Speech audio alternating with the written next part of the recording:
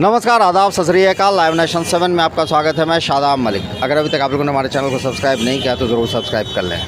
Bihar police सिपाही 8415 की शारीरिक दक्षता की परीक्षा हो चुकी है। अब अभ्यर्थियों को इंतज़ार है मेरिट लिस्ट का, मगर सवाल कई खड़े होते रहे हैं आयोग पर भ्रष्टाचार को लेकर, तो पारदर्शिता में कमी को लेकर। इस मुद्दे पर बात करने के लिए हमारे साथ मौजूद हैं छात्र नेता दिलीप कुमार। दिलीप, लाइव नेशन 7 में आपका स्वागत है। जी, बहुत बहुत धन्यवाद। बिहार पुलिस सिपाही 8415 की शारीरिक दक्षता की परीक्षा हो चुकी है। अब मेरिट लिस्ट आना है।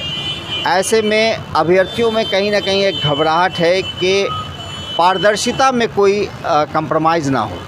देखिए, पारदर्शिता तो बहुत ज़रूरी है, चाहे वो दरोगा बहाली हो, सिपाही बहाली हो या सचिवालय सहायक की बहाली हो, हर चीज़ में पारदर्शिता ज़रूरी है।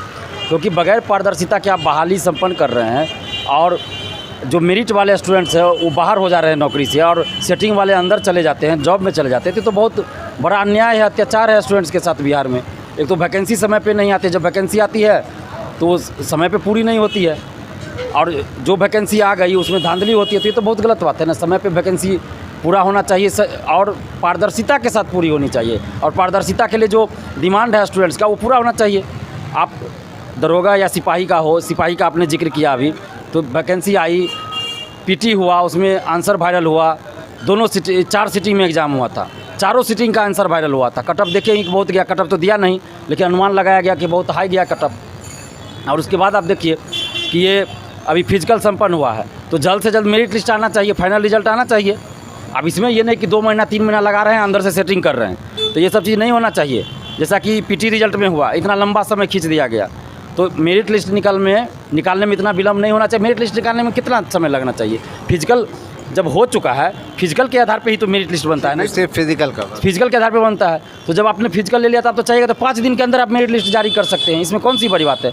5 दिन में कर सकते हैं, 15 दिन में आप कर दीजिए। अरे 1 महीना बहुत हुआ, 1 महीना से आगे तो नहीं जाना चाहिए ना। तो 1 महीना से अंदर, 1 महीना के अंदर, ये अप्रैल अंत तक इसका रिजल्ट फाइनल आ जाना चाहिए। अगर नहीं आता है फाइनल रिजल्ट, तो इसका मतलब है कि सेटिंग चलते जा रहा है, बढ़ते जा रहा है। सेटिंग तो ऐसे चल रहा है, लेकिन जितना विलम्ब होगा रिजल्ट में, उतना ज़्यादा सेटिंग होगा। और पारदर्शिता के लिए अगर पीटी रिजल्ट के बाद या पीटी रिजल्ट से पहले आपने ओएमआर सीट का कुछ नहीं दिया, ना आंसर की बताया, ना मार्क्स बताया, ना कटअप बताया है रिजल्ट के बाद भी, तो कम से कम अभी अगर कोई परीक्षार्थी आरटीआई से ही जवाब मांगते हैं तो उनको जवाब दीजिए सही से।